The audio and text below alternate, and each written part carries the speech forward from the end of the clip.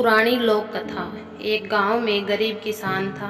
वो और उसकी पत्नी दोनों दिन भर मेहनत करके शाम को ही बड़ी मुश्किल से खाना जुटा पाते थे। दोनों सुबह से खेतों में मजदूरी करते, सूखी लकड़ी और पत्ते इकट्ठा करके बेचते, तब कहीं जाकर दोनों का गुजारा हो पाता था। फिर भी पत्नी अपने जीवन से संतुष्ट थी, लेकिन किसान को ये बात हमेशा अखरती थी। उसे अपने दोस्तों और रिश्तेदारों का जीवन देखकर बहुत बुरा लगता था। दोनों आराम से जीवन गुजार रहे थे। एक दिन किसान की किस्मत पलट गई। जंगल में लकड़ियां लेने गया किसान काफी आगे तक निकल गया। जंगल के बीच में उसे एक गुफा दिखाई दी। गुफा में अंधेरा था। वो जैसे तैसे हिम्मत जुटाकर गुफा के दाखिल हुआ।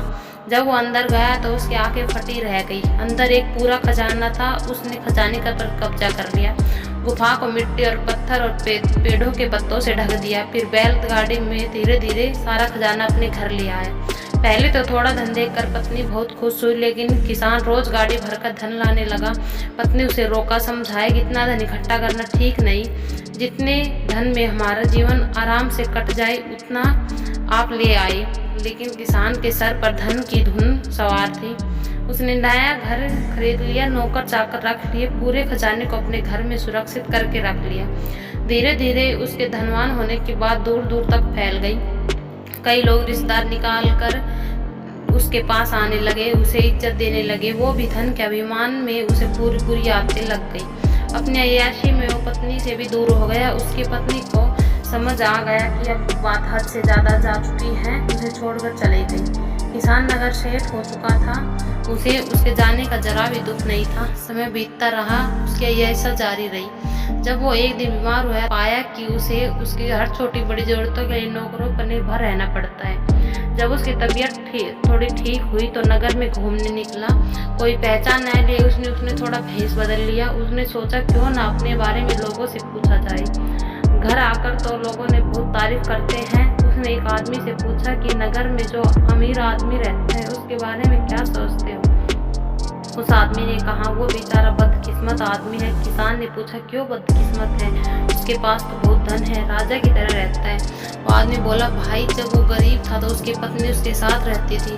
वो बहुत समझदार और भली थी। गरीबी में भी उसका पूरा ध्यान देती थी, पूरा साथ देती थी, पूरी मेहनत करती थी। लेकिन उस किसान ने के पास बहुत धन आ गया तो पत्नी भी छोड़कर चली गई।